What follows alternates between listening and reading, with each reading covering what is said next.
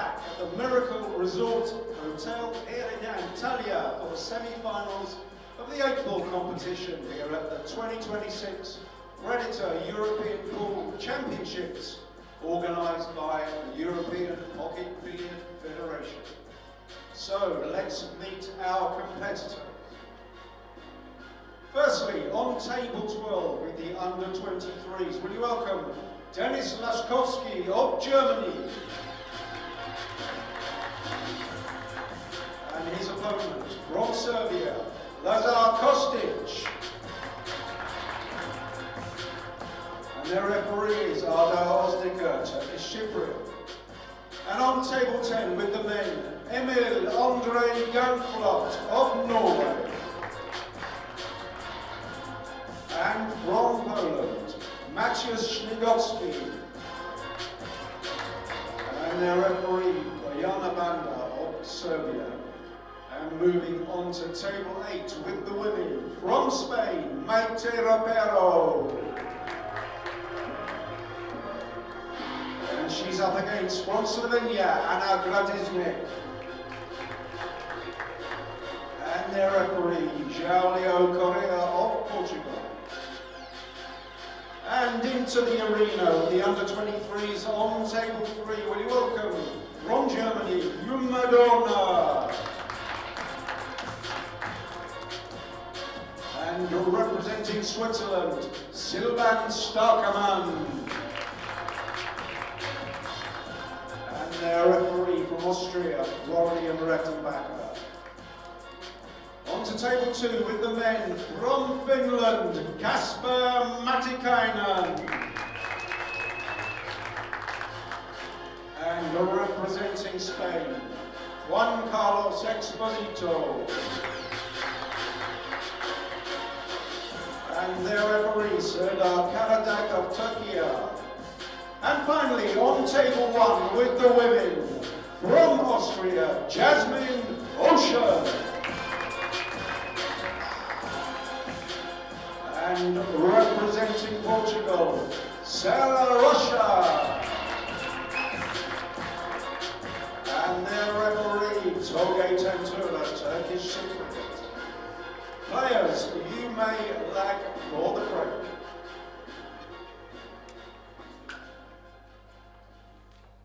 Welcome, we are live all the way from Antalya in Turkey, and this is the Predator EPBF European Pool Championships. And what a great match we have coming up, as we have from Finland our reigning European 9-ball champion Kasper Matikainen from Finland up against Juan Carlos Exposito from Spain. In the commentary box we have myself, Tim de Ruiter, gladly joined by Arya Sorabi. Welcome, Arya. Hi Tim, and hi pool fans from wherever you're watching. Day 8 and 8-ball. Looking forward to this one, Tim. Yeah, should be definitely a great match. Exposito has a lot of experience, has been on the tour for quite a long time. Longer than Matikainen, so you would say experience-wise you could give it to the Spaniard. But Matikainen, quite the talent, and will be able to probably maneuver the cue ball quite nicely around the traffic. Great rotation player, so cue ball on the string. So this indeed should be a great match.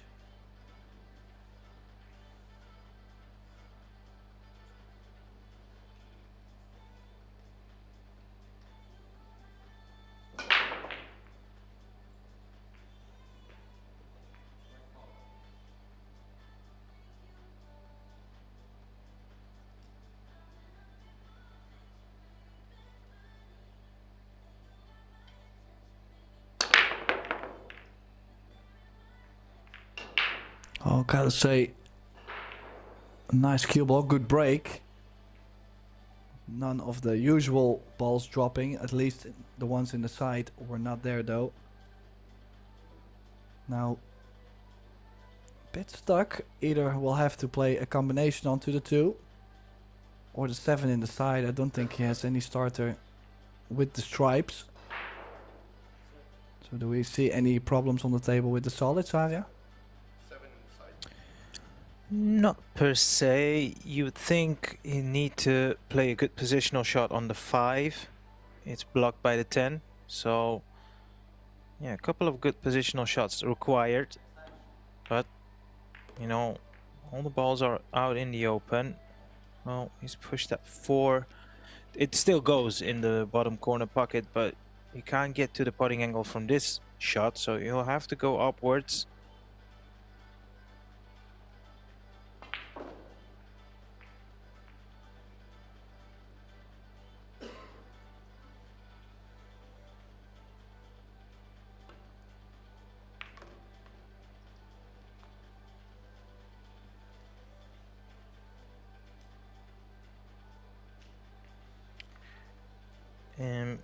Curious to hear your thoughts on this, Tim.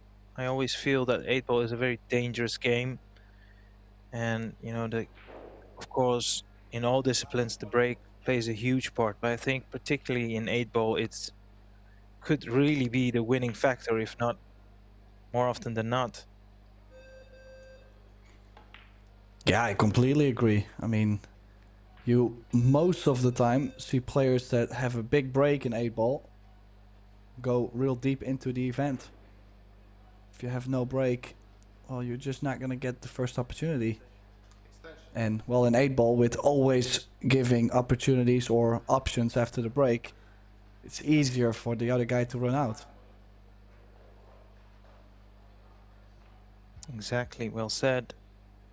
He's taking this 5 here. Don't know whether he wants to play position on the 4. Yeah, try to use the 10. Managed to do so. Now, I'm just wondering, Tim, does that 6 go past the 9? Sure goes into the left center pocket.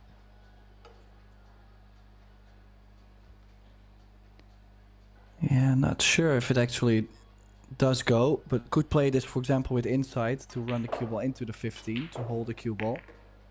Or indeed, if it does go to the right center, he's gonna hold it to play it there.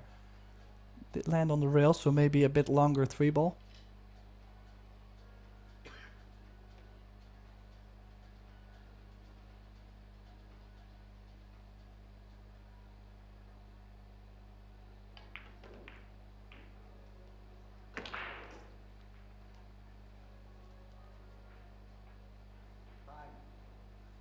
Yeah, you would think this is the tester for the rank.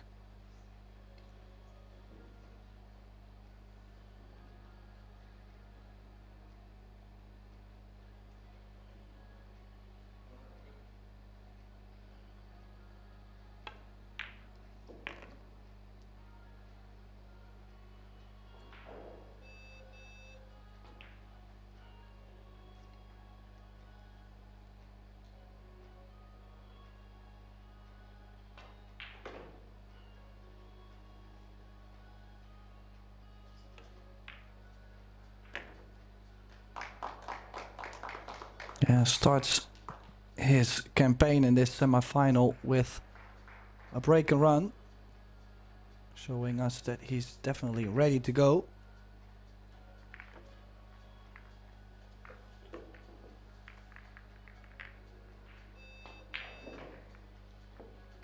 Now, small differences. Usually during the tournament, they have an area ref, so a referee per 4 tables, I believe it is. Now, because we have arrived to the semifinals, we do actually have an active referee. So, no more wrecking the balls yourself. I do believe you are allowed to check the rack, but you cannot ask for a new one or any changes to be made.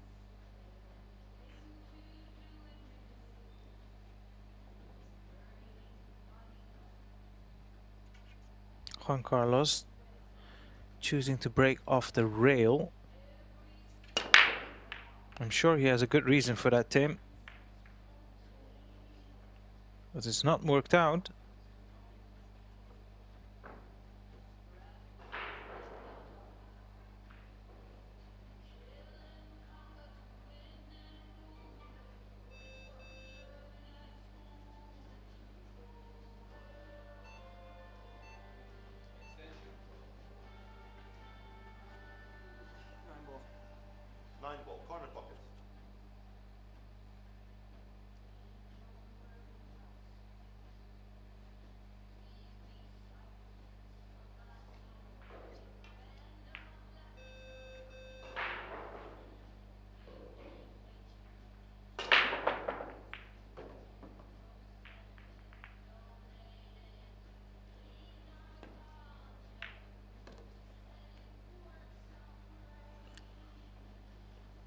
Well, Tim, couple of obstacles in his way before Casper can look comfortable in this layout.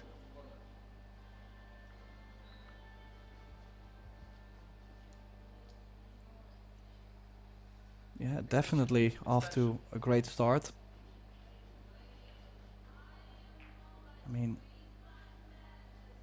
it's not a very easy run out actually to be played, but obviously he's happy to get any chance.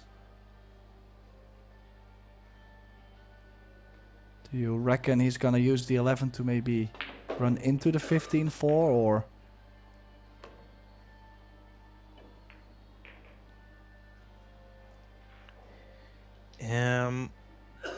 I think the 15 does go into the right center pocket, so that could potentially be a shot, but I don't know. I mean, for me, the 13 and the 14, close to each other, the stripes, they seem like an obvious problem right now. They don't even pot into the bottom left corner pocket, so he'll have to do something special here. Potentially a combination. Yeah, I think that's what he's played for. It's a small gamble, Tim. Hard to control the 13 if he makes the combination.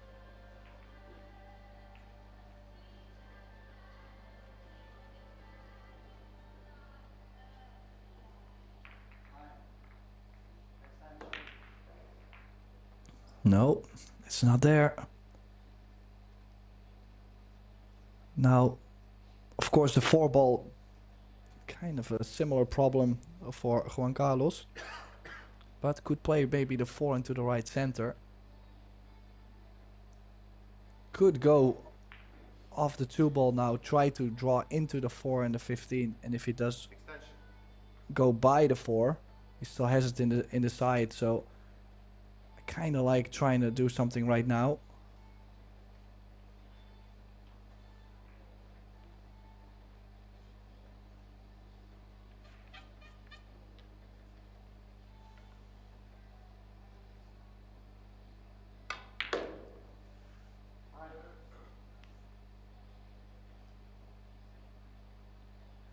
Yeah, apparently not a big fan of the angle he had on the 2. The only thing is, I don't like to take my risk to get on the 4 ball too late in the rack. I'd rather do it sooner than later.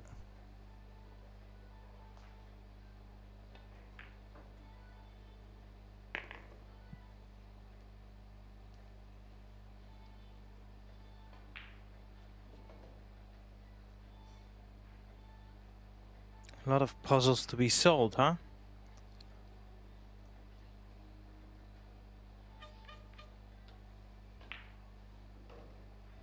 Yeah, then yet, I mean, maybe he can play the 3 ball and run into the 4 or the 15 now. Would rather bump the 15 though. No, he's played for the short side, but he hasn't gotten the shape on it. Can he maybe still cut the 2? Yeah, I think he can get to the potting angle on the 2. Yeah, he might just go. And for a second it looked like he was trying to play position on the 4. So we'll shortly find out if that is the plan. Trying to check the cue ball or play position on the higher balls, the 1 and the 6 up table. Now he's definitely tried to develop the 4. He has been successful, but he needs to make another good shot here.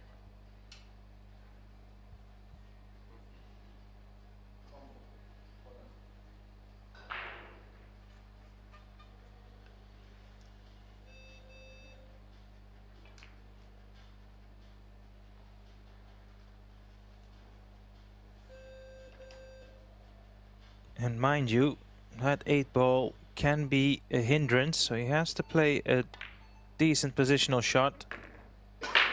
Yeah, nicely done, Tim.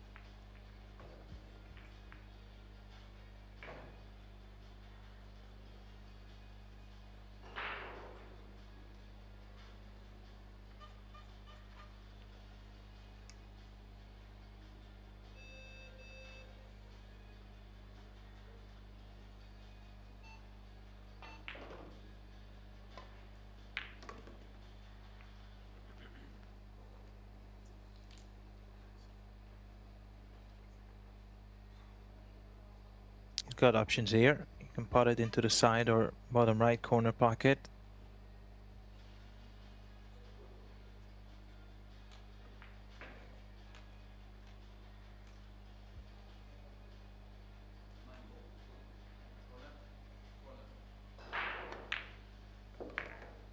Ooh, did catch that quite full.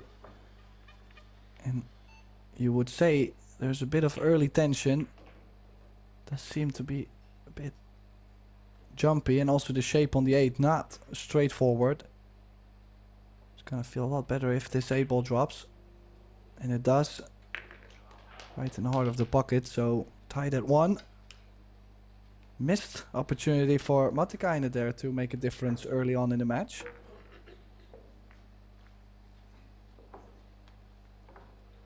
Yeah, in theory it was, but you know, the layout was very, very difficult. So I'm hoping for his sake that he can put that to the back of his mind and, well, just realize that was really a tough task.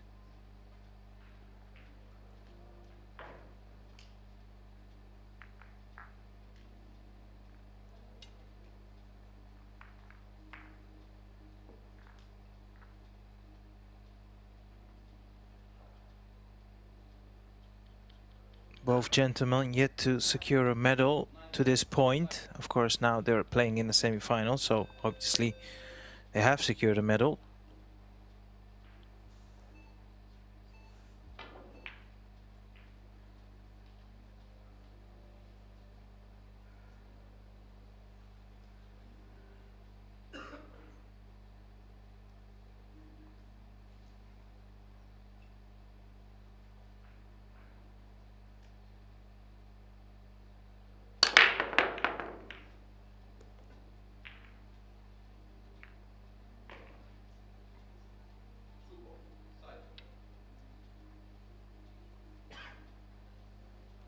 Well, Tim, once again, in that same area, we've got the 7 and the 12, causing a bit of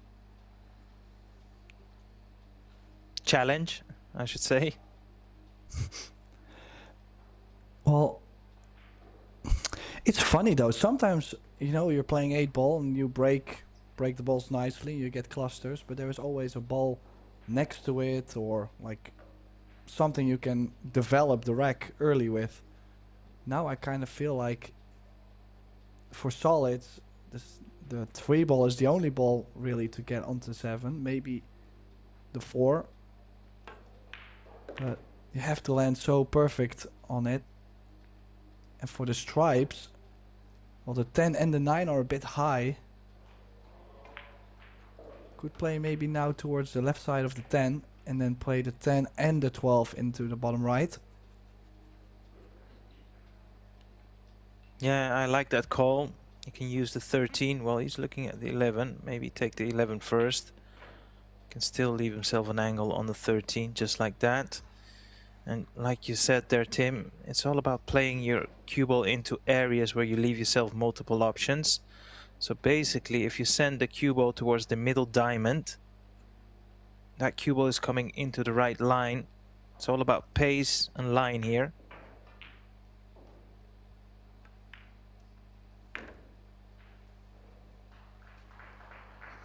Yeah, it did feel like you had to get on the 12 ball first. Indeed, easier to land on the 10 ball with more options than this 12.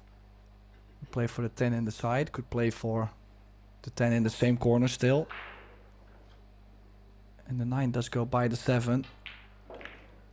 Just gotta make sure he leaves something to where he can nicely float over for the 9. And kind of feel like he's gonna leave himself a cut on the 9 with angle to bump the 8. So this is far from over yet.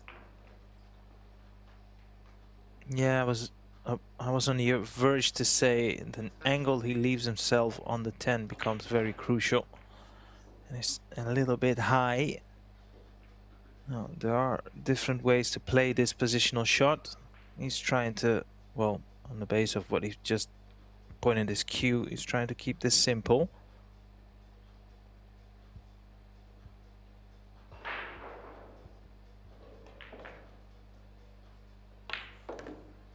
Or is he? Or is he? Well, nicely played.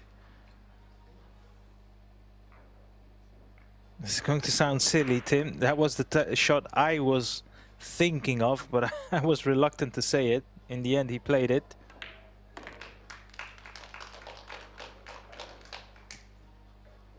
Yeah, well, I mean, as I mentioned probably 1,000 times now in the past 3 weeks, to play that pace into the side pockets, I've seen so many things go wrong on the Predator arc table. So, I mean, really had to pull out the big stroke and still yet be very accurate. It's done that nicely.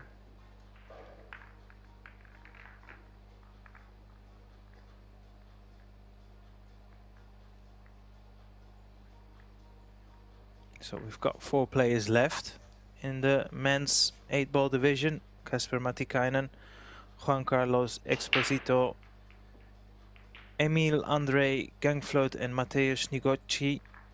Do you have any favorite for the title, Tim? Well, I did see Snigocki play really well this morning against P.S. Labudis. I believe he played like a almost perfect set, like maybe missed one ball, missed one opportunity. He's won that match 8-2.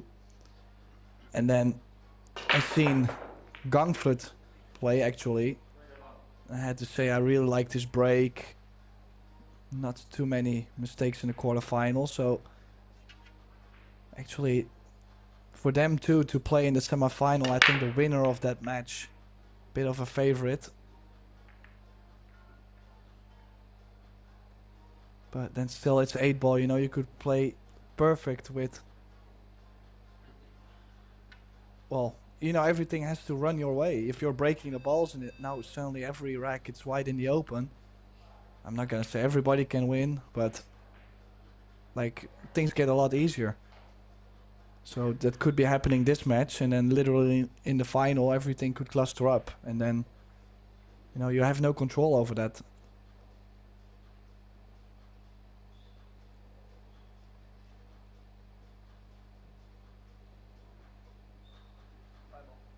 Yeah, those are all valid points, but final answer? Well, I think it's either gonna be Gangflot or Snigocki.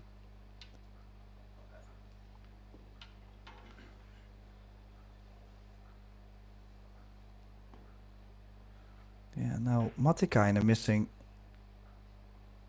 the opening shot. Just left the table wide open.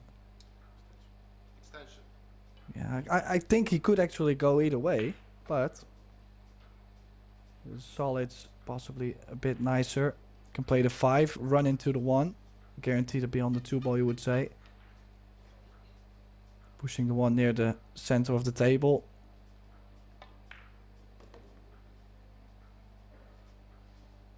Yeah, I would But he also does- prefer it this way. Well, the only reason why I was thinking about pushing the 1 up near the side is so it can actually bring you maybe in between the 4, 3, 7. Because the 6-ball is not the easiest ball to actually get in between there. And that 1 ball could have maybe helped you out. But he's opting the clean way. Yeah, it all depends on what type of an angle he leaves himself here on the 6. And if he can get it nice and close with an angle to work with here. Although that looks pretty straight, Tim. So he might have to settle for the 7 into the side, or maybe a combination. Yeah, in that case I would say I'd rather play the 7 in the side.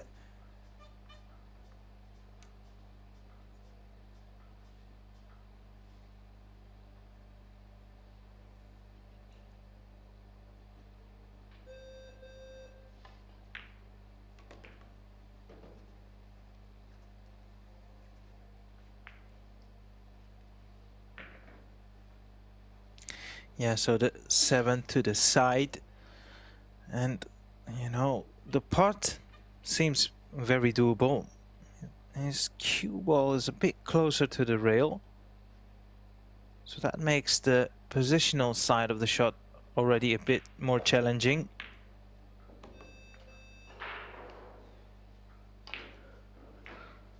Well, not completely out of the woods just yet.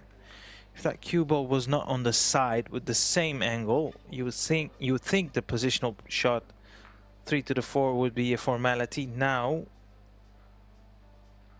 there is a bit of risk involved. If he can come off the side rail and just miss the 8 and not hook himself on the 12 or potentially scratch, so a lot of ifs and buts, you should be able to put the 4 into the same corner pocket. Tricky shot this. Well, you can see the 3 just dropped. That cue ball went close to the 8 as well as the middle pocket, but it stayed up. Again, he's quite close to the rail.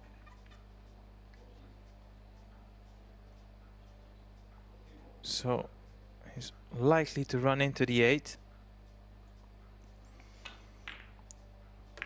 He has pushed it into the rail. I don't think he actually was able to give himself much more.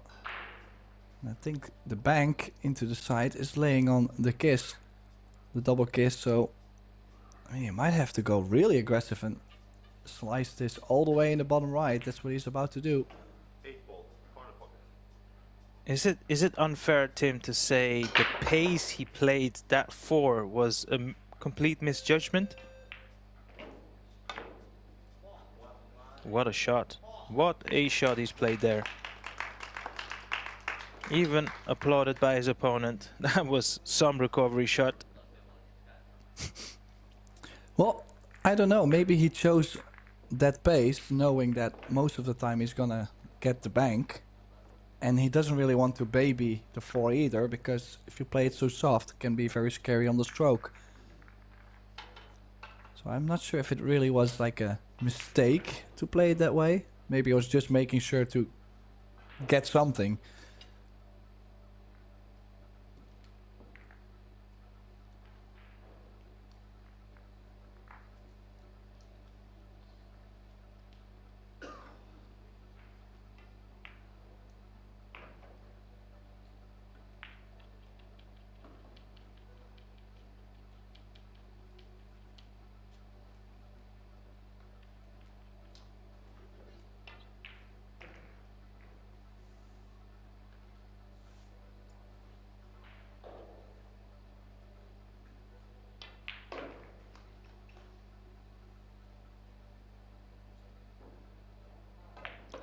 So we're level at 2.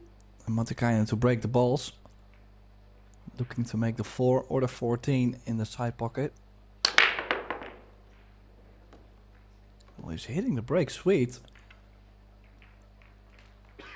That center of the table with the cue ball.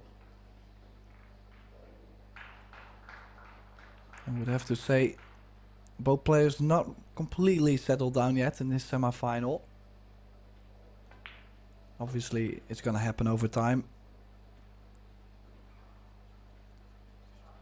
Now, 2 options can go for the solids.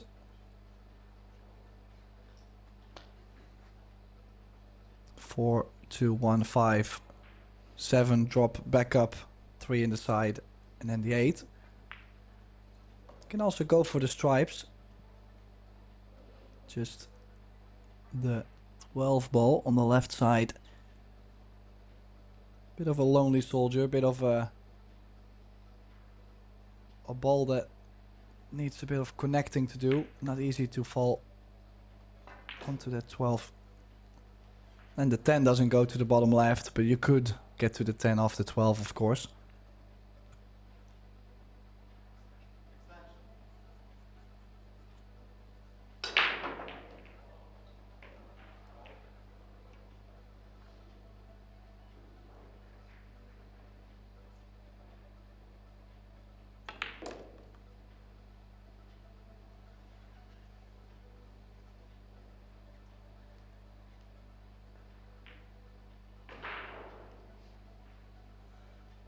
Just wondering what his angle is on the 13 here.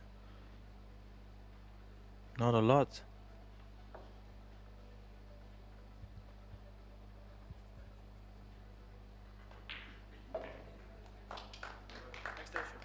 Extension. What would you do here, Tim?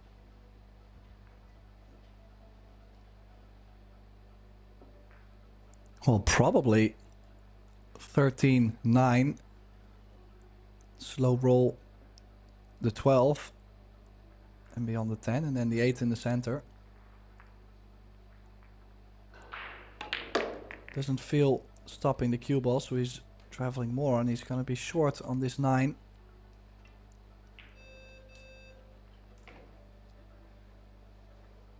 Yeah, it's still okay if he can just avoid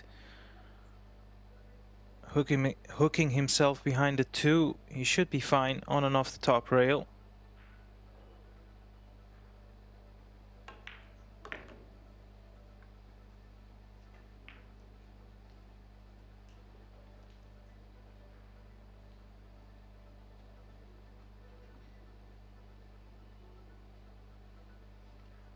Now needs to take care of this positional shot. That 8 ball does not go into the past the 7, so he needs to pick out a nice spot here on the table for himself on the 10.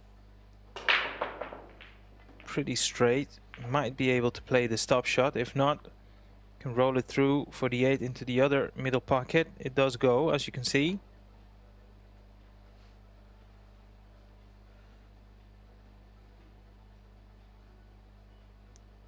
Yeah, good shout to play the 8 indeed in the left center.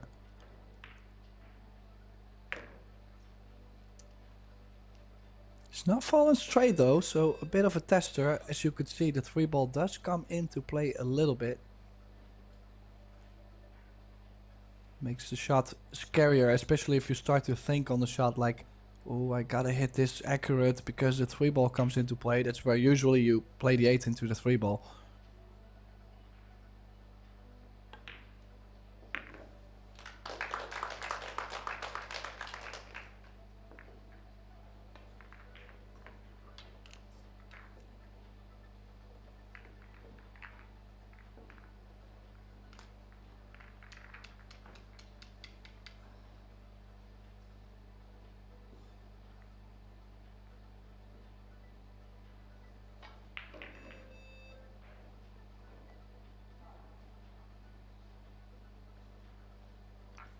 Now, in the other semi-final, we do have Emil André Gangflut against Mateusz Snigocki. And Gangflut now currently up 5-0. So he must be cruising towards the final. This match much more of a contest.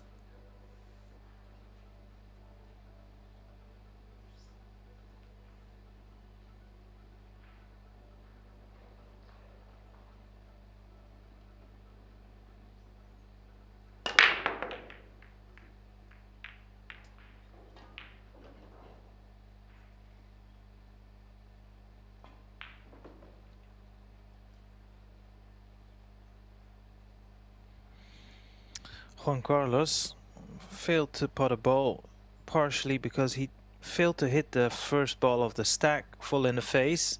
As you could see, nearly lost his cue ball. And the worst thing, it's a dry break, but the layout is pretty wide open. So he could be facing a 4-2 deficit if Casper can take care of these remaining balls.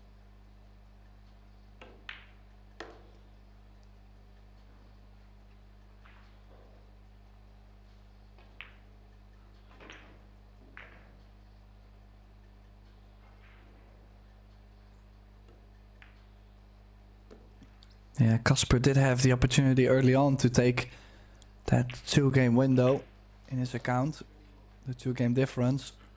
Couldn't manage to do it early on in the match. Maybe now mid-match he's ready to take it on and should be out. I mean, look at how nicely everything is spread. Just needs to get onto the 7 ball. But I think if you play 6, 4, even a stop shot onto the 1 gives you the cut in the bottom left on the 7.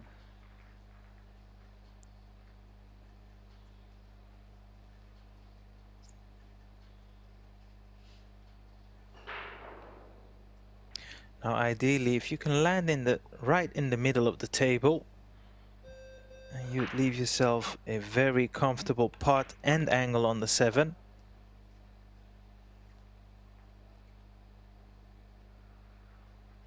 Like you said, Tim, he's trying to work his way towards that 7 ball. That seems to be the key shot here in the rack.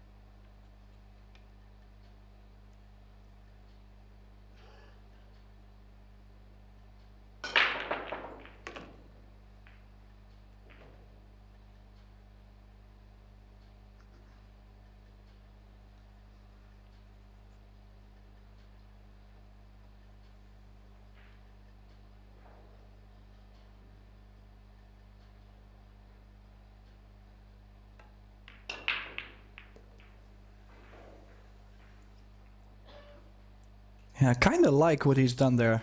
Instead of having that 7 ball as the ball to go to the 8, he's played the pattern just to where he knew if, as long as he makes the 7, he was always gonna have something on the 6.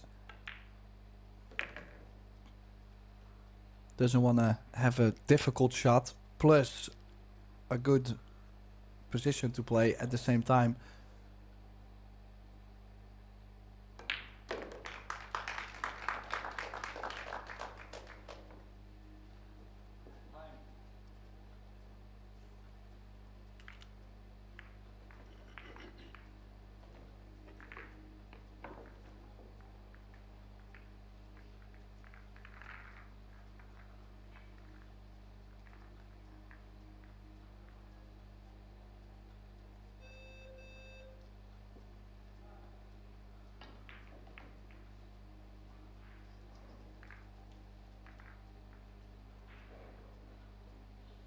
So he does have that 2-game window now, 4-2, Kasper Matikainen, and he's breaking, so who knows, maybe a lot more to come for the Finn.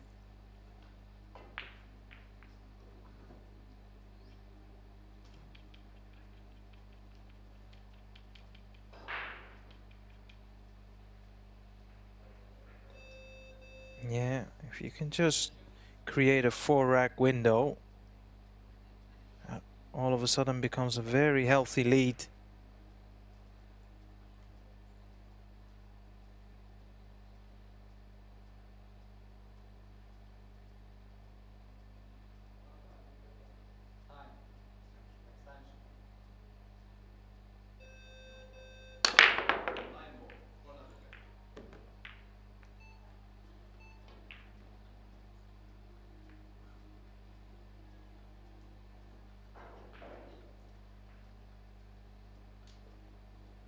Yeah, gotta say, he's hitting the break very well. Has been making balls on the break and a good cue ball. I'm actually not even worried about the scratch for him because, well, there is almost no scratch if you control the cue ball this well on the break. No. Could go for the stripes too, I believe. Doesn't the 14 go into the side area? Yeah, it does. Past the 6. Yeah, it does. But he is taking the solids.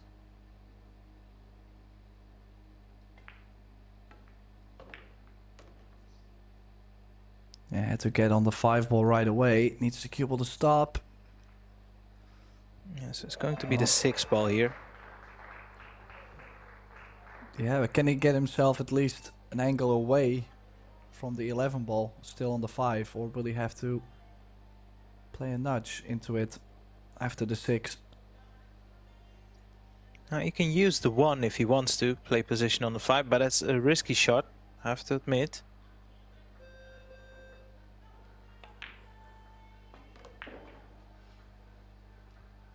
Yeah, addressing the issue right away, like you suggested. So, gentle nudge on the 11 to play position on the 3 would seem likely.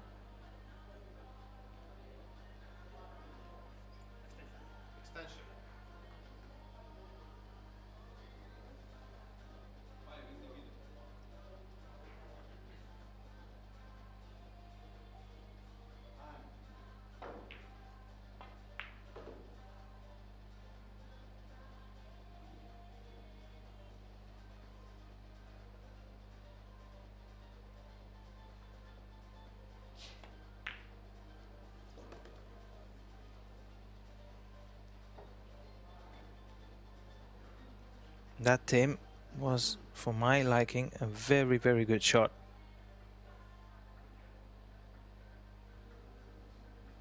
Yeah, I agree. And he's left himself actually that perfect to take that 7 out. The 7 was a bit of a difficult shot, and now he can even play it and be either on the 4 or the 3 ball. Just gotta stop the cue ball.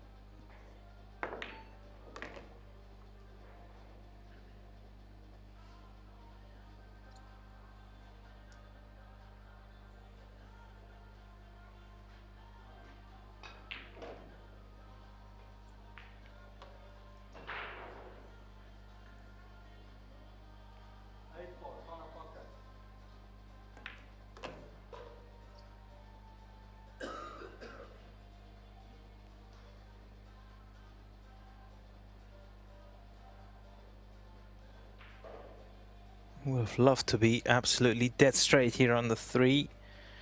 It just means that he's going slightly away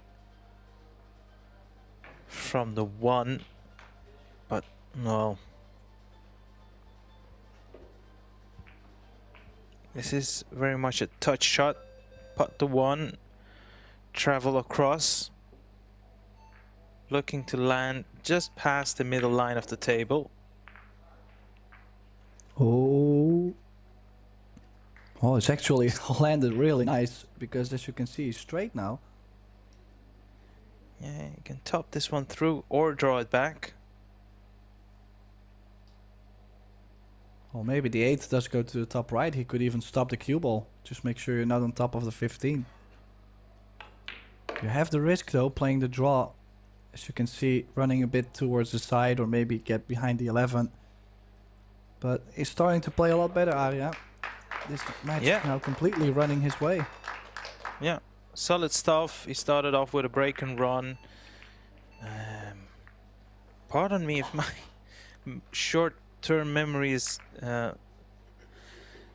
not working correctly. I don't recall a mistake by Casper so far. I do believe at 1-0, Juan Carlos had a dry break, I think.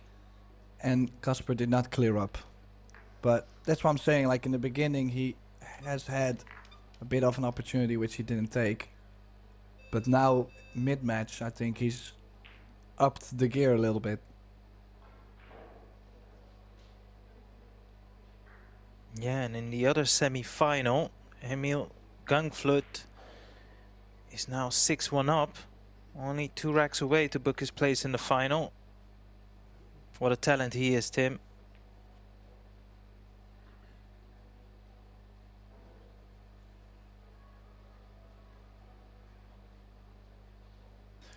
Now we need the Spaniard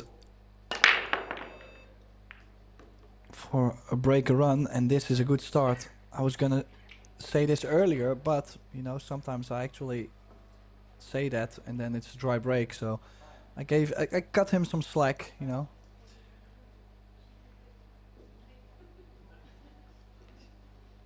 Now, does he actually have something reasonable on the stripes?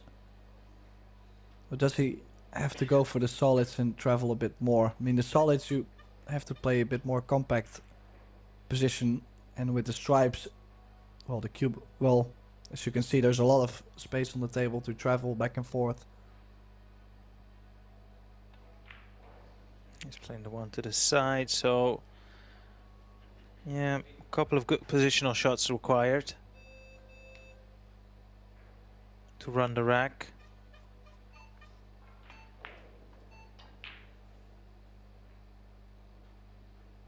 Yeah, the 3 and the 6 not in the most accessible position, and also needs to take the 4 ball away as soon as possible to open up the corner for the 7. So I'd rather play the 4 and just draw back like towards the center of the table and make sure you have either the 7, the 5 or possibly the 3 ball. And then I guess I would use the 7 to play shape on the 8 in the top corner.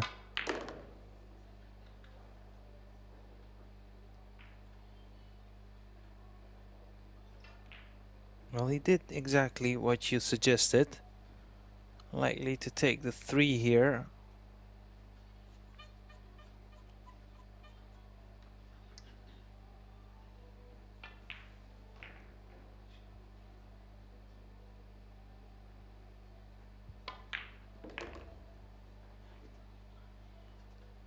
Yeah, you can decide, well, from this angle you would say 5, 6 and then the 7.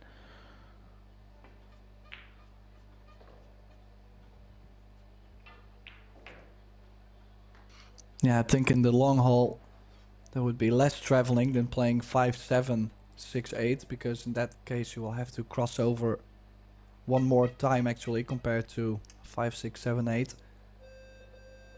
Oh, he's taking the 7 now. That's interesting. Does that mean... Yeah, he's now actually gonna go from the 6 to the 8 as a shape. And I think that's a bit more risky than using the 7 to go to the 8 ball.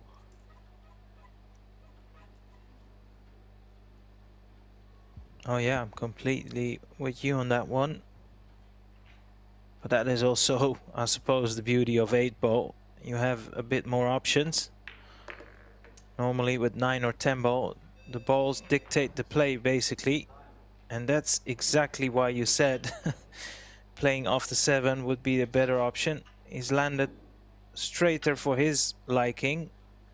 Might have to power this in with a lot of top and left. Well, not a lot of top, more a stun run through.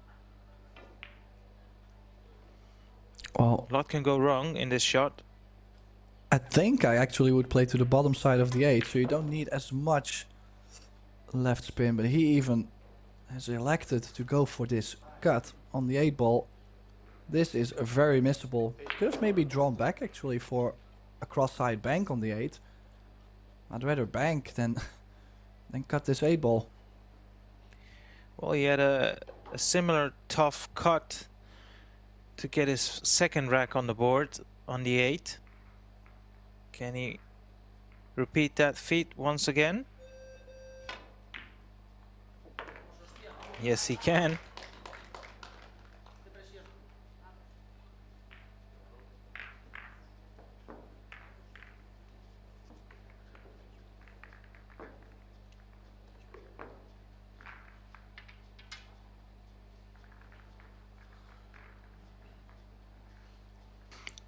Yeah, actually a very important 8 ball there.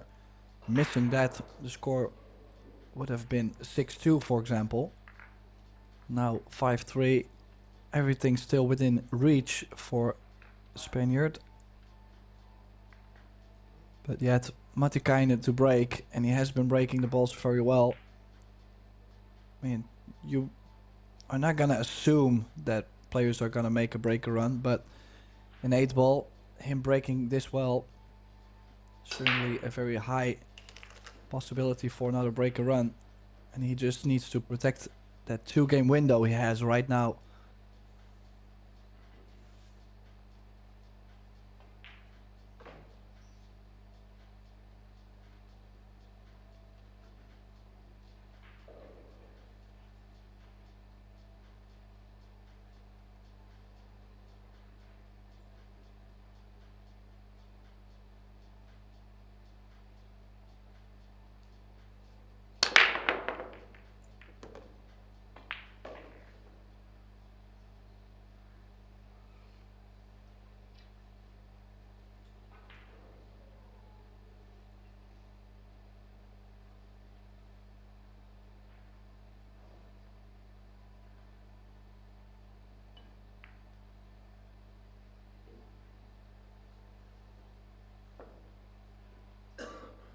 Yeah, and yet again, another one of those breaks.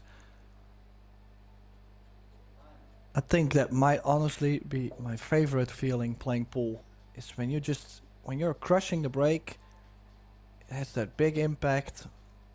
You're making balls, cue ball is like feeling under control, it's like going perfect. I think that hits such a sweet spot. And now he's gonna play to the short side of this 4 ball, and everything else should be okay. Just gotta make sure to come back up again for the 2. Then 7-3-6-8 or 7-6-3-8. Depends a little bit on how you land on the 3 or the 6 soon. I'm just wondering, I can't see from this camera angle, is there any value to play position for the 2 into the side, left side pocket? No, he's queuing down, so he's playing a different route.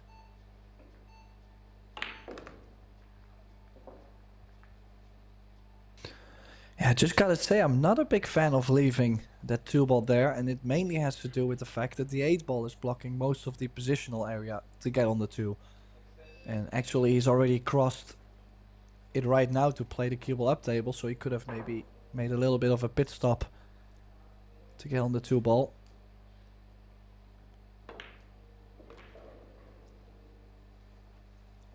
So that means he will have to play perfect from the 3 to the 2. Maybe leave an angle going forward, and then one rail try to drop in between the 2 and the 8. How about leaving yourself high on the 3? And then run straight in? Straight towards? Yeah. Well, I mean, if you want to guarantee you have a shot on the 2, you just need to make sure you land on, you know, the right side of the 8, like he was pointing at with his cue. So you'd always have a shot on the 2.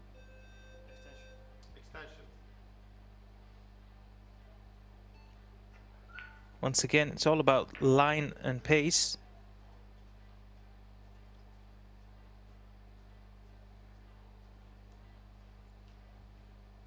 Yeah, I just feel like this is so much more difficult.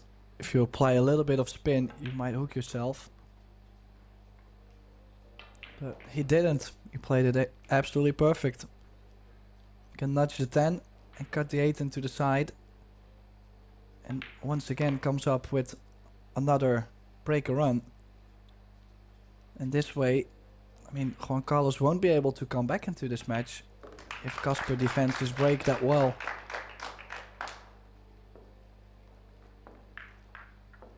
No, you're completely right, Tim. And, you know, that rack was not completely without any challenges and still passed the test with flying colors. So, yeah, he's in with a very demanding lead.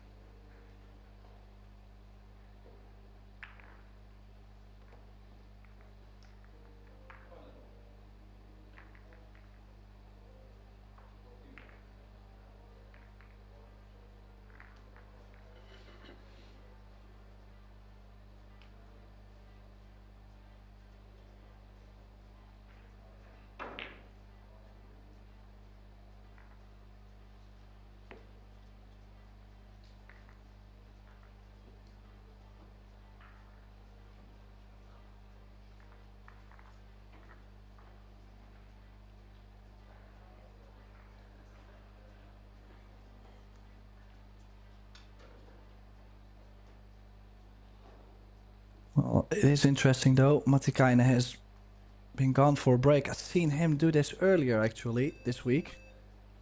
I think it's interesting, Arya. Maybe you have any thoughts on this, but usually I take timeouts when I'm not winning. Most of the time I'm losing anyways, but then I like to take the break. And he actually does it when he's winning. He's killing his momentum to, well, to leave. I think that's mainly a personal preference. If you need to go to the toilet, you need to go. It doesn't matter what the occasion is. But I understand what you're saying from a tactical point of view. Sure, it makes a lot more sense as you are saying. But it's a, you know, just a personal preference.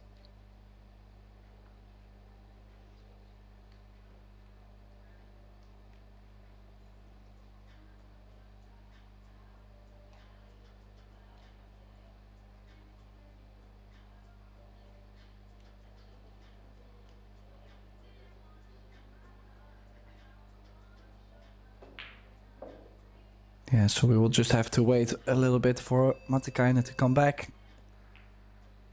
In the meantime, there is other matches going on, of course. 6 semifinals going on at the same time. Yasmin Ushan currently trailing 3-2 against Sara Roja from Portugal. In the under 23, Yuma Derner is up 6-2 against Sylvan Starkerman from Switzerland. Maria Teresa Ropero, or Maite, has won her semifinal match 6-1 against Anna Gradisnik. Emil André Gangflet is 6-3 up against Mateusz Snigocki. And in the other semifinal of the under 23, Denis Laskowski 6-2 up against Lazar Kostic. Now Juan Carlos to break the balls. Oh, and he's found the break, as you can see, making the 2 balls into the center.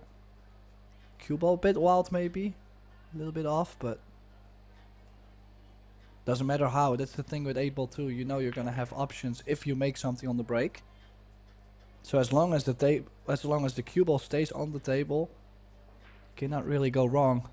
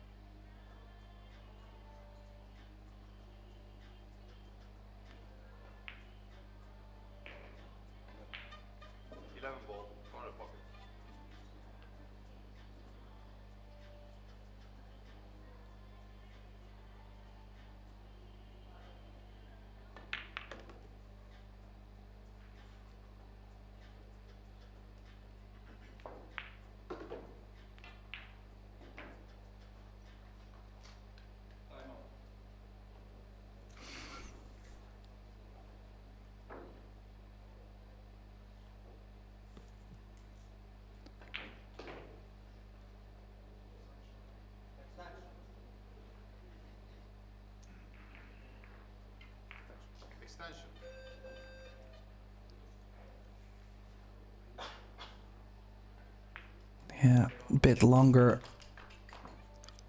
a bit more distance, I should say, on the stripes. So he's kind of forced into taking on the 12, and well, the 10 ball is a big problem, Arya. Yeah, most definitely. And you have to say, Tim, you'll have to play a shot to develop it. Play position on the 10 is very low percentage.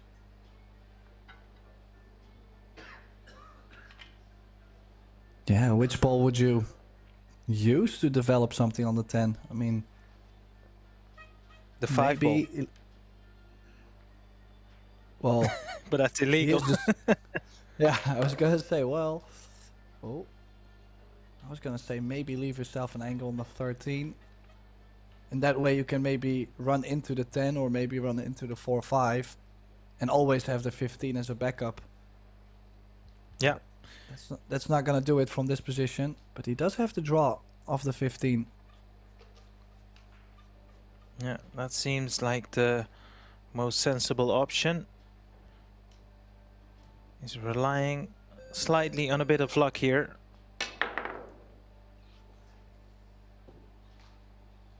I must say, I did not see that jump shot coming. Oh, neither did he. That was a pretty poor shot, actually. Miscuing. He's gonna fix his tip in the chair. But imagine if Casper can make a long one on this 6. And then later on play a good positional shot onto the 8. We might see the Finn on the hill.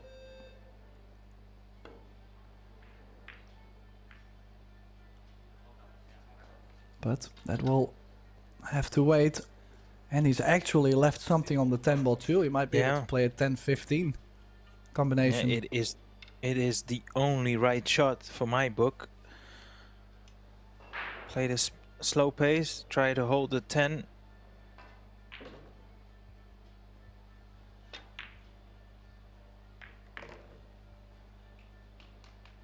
Well, no, he didn't play it slow, but as cue ball is traveled far enough for the 13.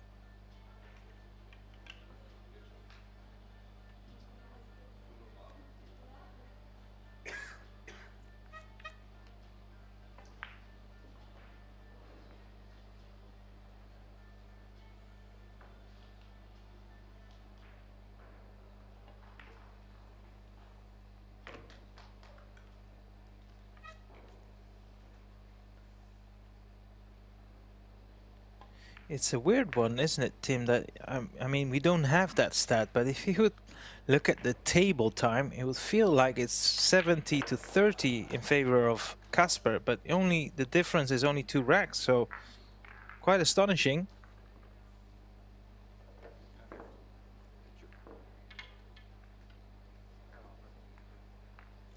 Timeout.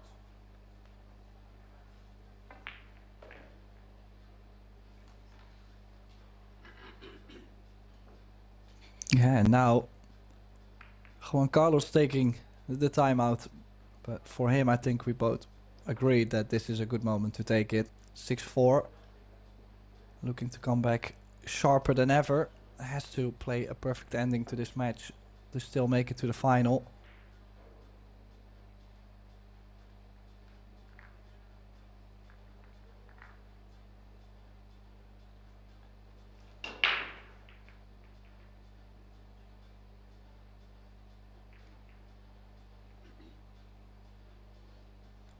So Arya Sarabi and myself, Tim de Ruiter, we're gonna take a little break too. Gotta refresh the drinks. And we'll be right back with the remaining racks for this match. We will go all the way to the end when Juan Carlos Exposito comes back.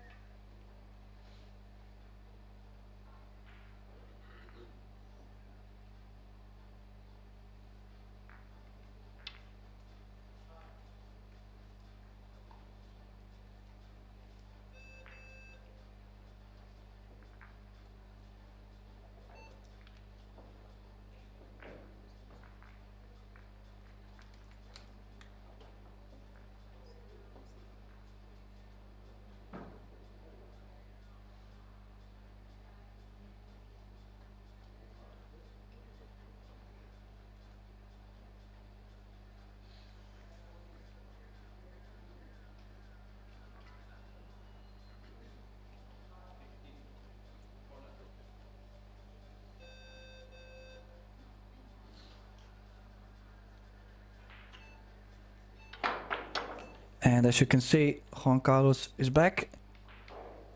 And Kasper ready to break the balls. Now that timeout might come in real handy, slowing Matikainen down for a couple minutes. He knows that his break was tough to fade. Is he gonna be able to produce another one, Arya? That's the question. Yeah, the break so far has been working pretty well for Kasper. Yeah, and did put a little different stroke on the break. And it looks like, well, he still managed to make one, but it was none of the balls tracking to the sides, I believe. It's made the 14.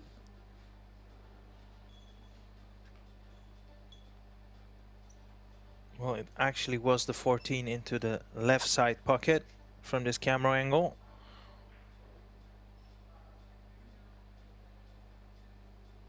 Yeah, but it was not one of the usual balls that actually tracked towards the side, which he was getting those quite often in the beginning of the match. So yeah, a bit of a difference. I mean, it worked out now, but it's kind of worrying maybe for your next break. Well, I'm going to say something might sound controversial. I'm just happy we're not seeing the second ball break so far. Both players really going for it.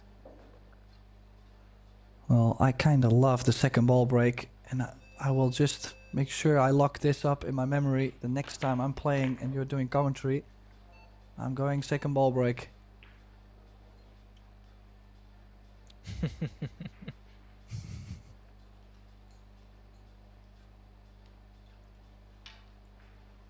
Yeah, it's one of the common tactics deployed.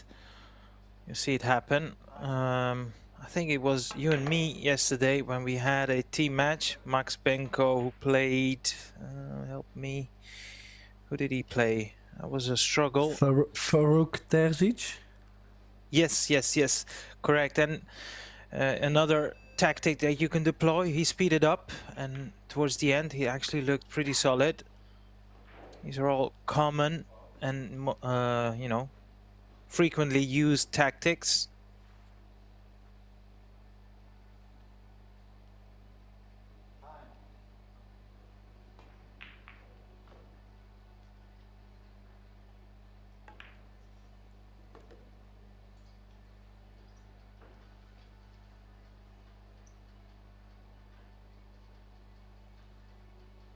Yeah, now 2 tap-ins for another breaker run.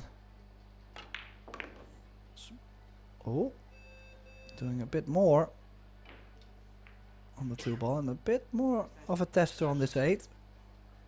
This to get on the hill though.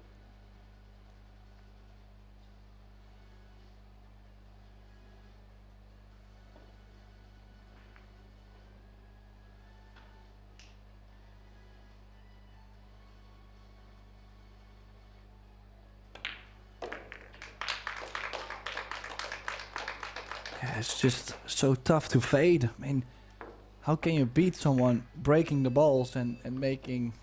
Well, he's crushing the break. His cue ball control is good. And he's making balls on the break. I mean, it's just so difficult to beat someone. And Juan Carlos, the only thing he really did wrong was near the beginning of the match.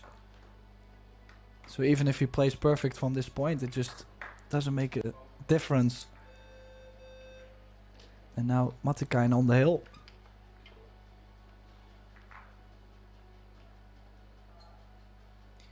Yeah, well, we did talk about this topic in the beginning of the match, and we did mention how important the break is on 8-ball.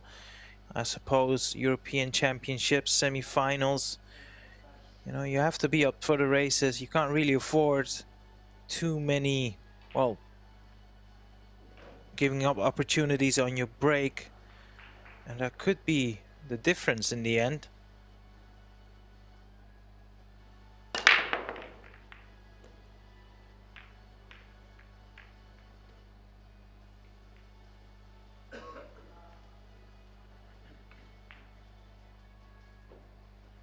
Now he is forced to go for the solids.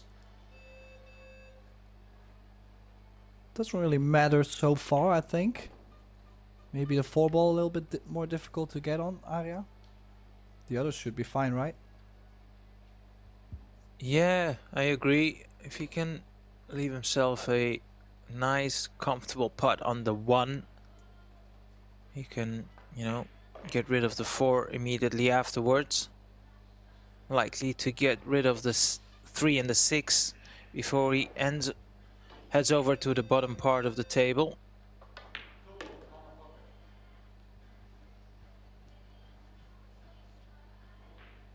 Actually, yeah, this might sound silly. I've just noticed that he's playing with a wooden shaft. You don't see that, you know, there was a time when all the players were using carbon.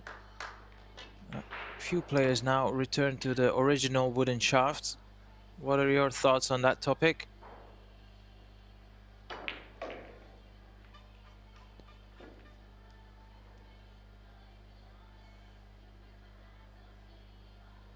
Well, I did kind of zone out there for a second, but I do believe you asked me about carbon and wood. Right? Yes, that is correct. Yeah, okay. Yeah, I mean, I kind of think it's a bit strange, because especially, well, not on the 8-ball break, but for example 9-ball you're breaking carbon, but you're also applying spin, so the deflection is different than from your playing cue. So I think it's a bit controversial. On the other side, I do understand the wood feel plays a bit better. Like for most of the players, they've started playing pool with wood. So to change to the carbon, that feel, I mean, I can understand it's a bit of a struggle.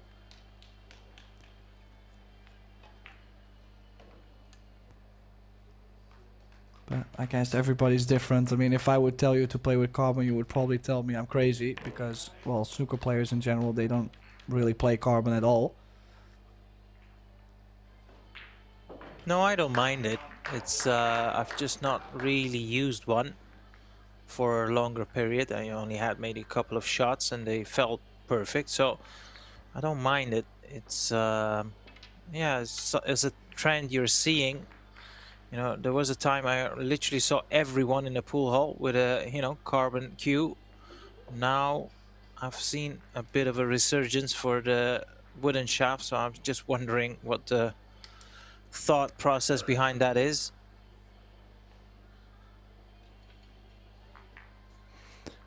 Yeah, I don't think there's necessarily an advantage. I think you just gotta pick whatever feels good for you. But yeah, I think it would be nicer if you would have, for example, 2 carbons with the same deflection. That way you're completely tuned in into a shaft. Or, well, if you're gonna do both wood, just to where it gets similar in case you break, well, second ball break, 8 ball, you use spin as well.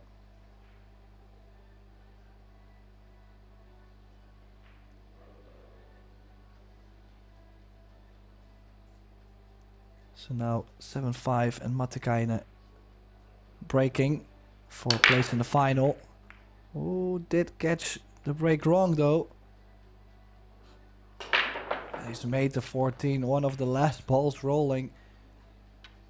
And actually, this looks wide open if he starts the 4 ball into the side. Can run up to the 3 and the 1. The 8 does go to the left center. I think this could be over.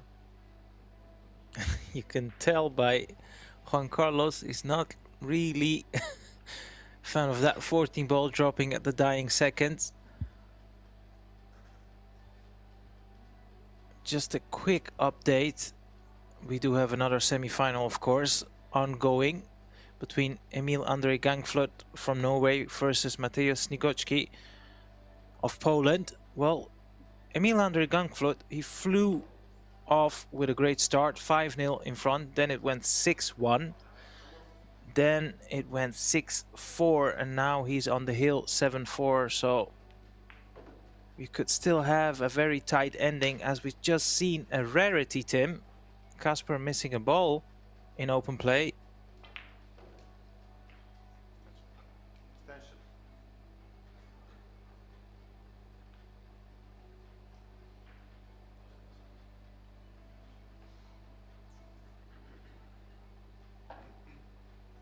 Yeah, also knowing that possibly that would have been the most difficult shot for this rack, that 4 ball into the center. Now, no more mistakes allowed for Juan Carlos.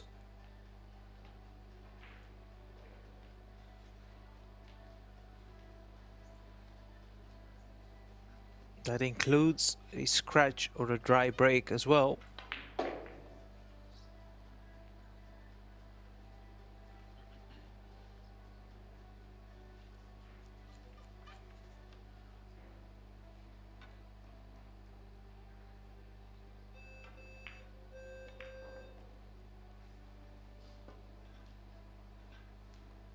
Well, Tim. That was arguably the easiest putt of the match he had, and, well, made a mess of it. Yeah, and also, I mean, after the break, it was already so open that either solids or stripes would have worked for Casper.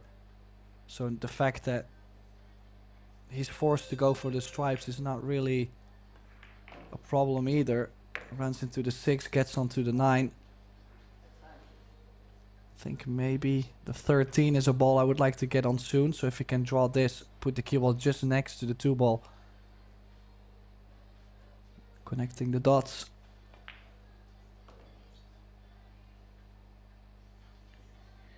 And speaking of connecting the dots, Mateus has just pulled one back. So the other semi-final also on the 7-5 score line.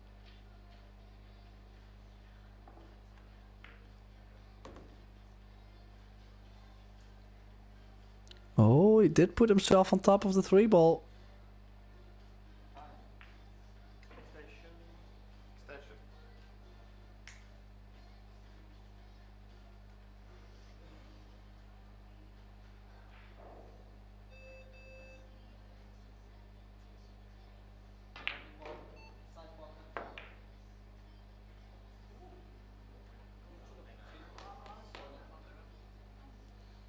Yeah, losing our words. I mean, he's played so well overall in this match, and twice actually he's made a mess out of it. Cannot believe that Exposito actually is back at the table.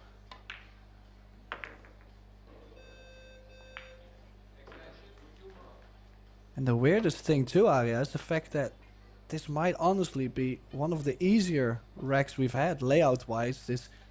Everything was so open, plenty of space to run the cue ball, and in the background you can see Casper, he's feeling it. And it does really hurt your confidence knowing that you had the opportunity to close it out. Well, twice. Not only confidence, patience more than anything.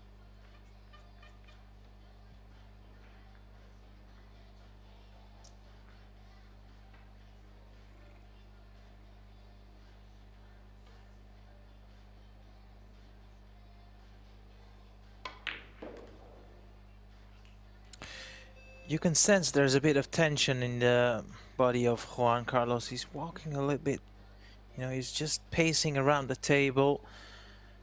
And I hope for his sake he can still manage that pause on his backswing just to, you know, keep at it at his fundamentals. He's still in with a great chance. If he can just take care of the 6, 5 and the 8. He was only one rack behind, so there is a lot to play for.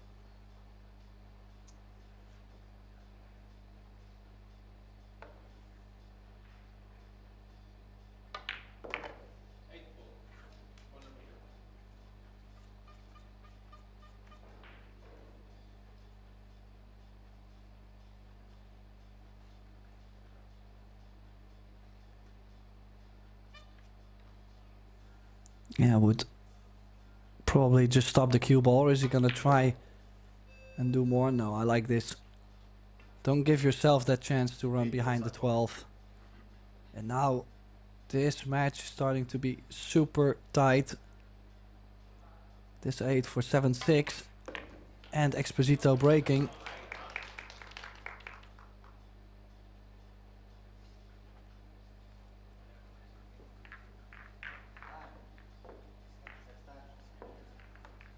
Both players have used their timeouts, so there will be no timeouts as we will follow the proceedings towards the final chapter of this match. Fascinating stuff, Tim.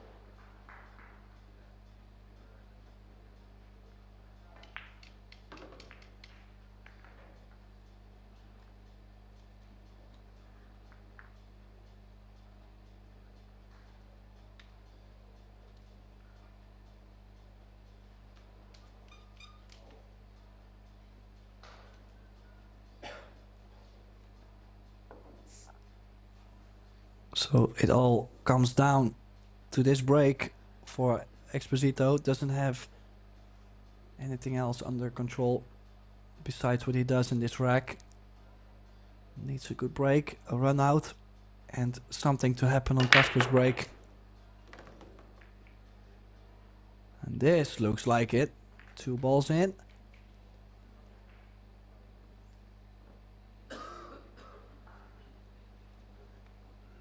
Yeah, it does have to go stripes. The 9 ball blocking the 3. And thus has to play the 12 ball first.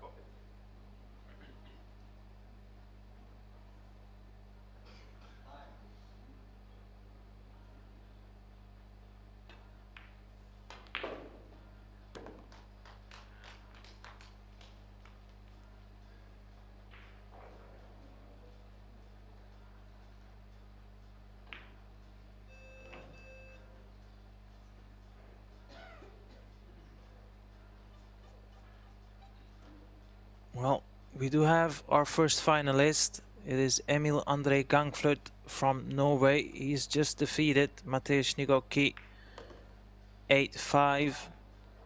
Many congrats to the Norwegian young talent. Who will he face in the final? Well, it could still be the man at the table. He's in with a great chance to level the scores, and as my colleague just said there, you'll need some sort of an assistance from Casper, as he will have the final break if we get to that point.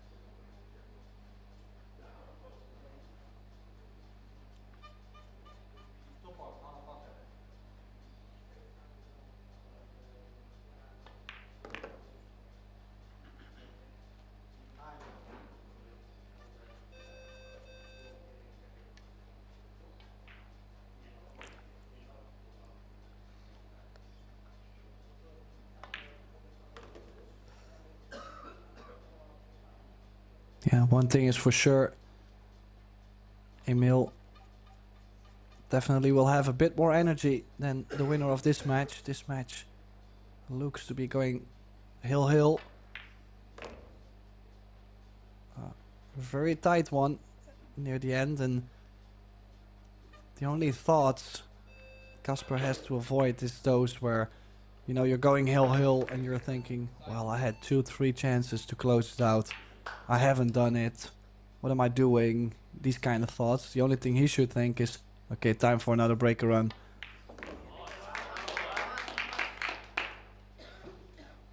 And also, Tim, the final of the men's 8-ball division is scheduled for a little over 30, well, exactly 34 minutes from now.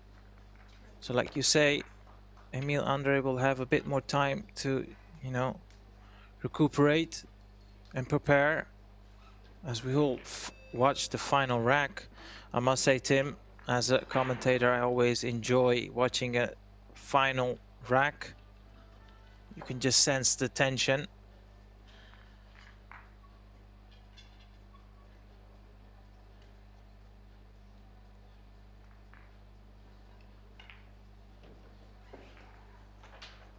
Well, we will definitely see some tension in this arena.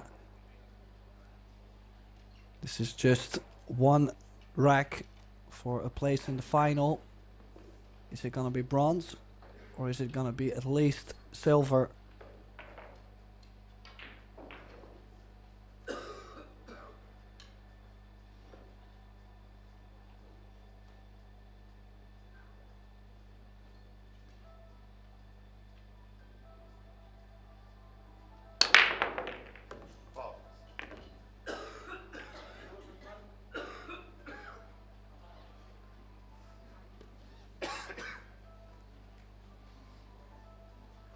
This right here, Tim,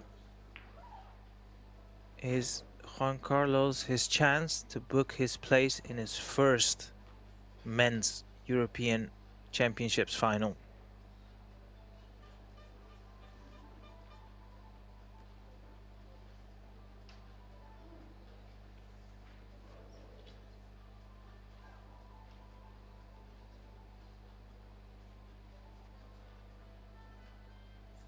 Looking to pot the 1, play position on the 7 into the side. If you can land straight in on the 7, you can immediately also take away this 3 ball that is occupied, as you can see.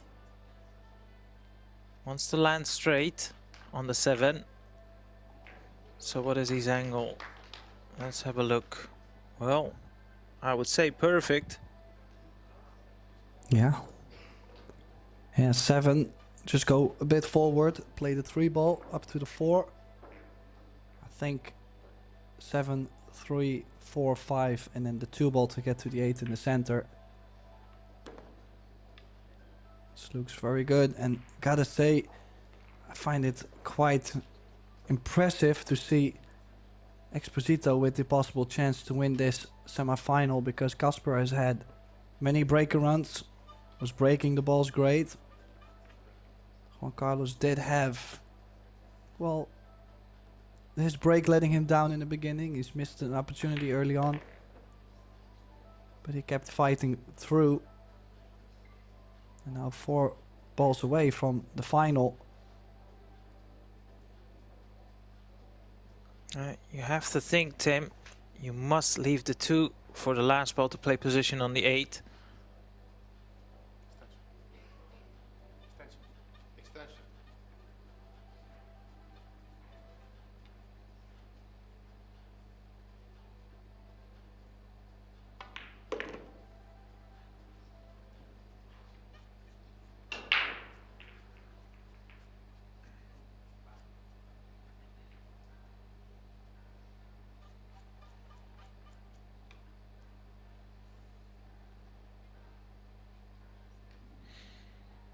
Can be a very cruel game, this. Like you said, Tim, Casper, arguably of the 2 players, was breaking the more consistent, and yet in his most important break he scratches for the first time in the match. It is truly brutal.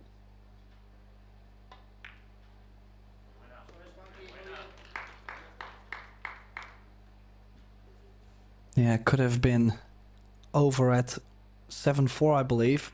Casper missing 2 opportunities, and it is Juan Carlos Exposito through to the final. He's gonna meet Emil Andre Gangflut in the final that will start in 30 minutes, I believe. Yes, 30 minutes. No, that's not true. In an hour and 30 minutes. So, thanks everybody for tuning in at Pro Billiard TV. Hopefully everybody's enjoyed this match, and Arya Sarabi and myself, Tim de Ruiter, are signing off for now, but hopefully we will get to welcome you back for the final in approximately an hour and a half. So we'll see you soon.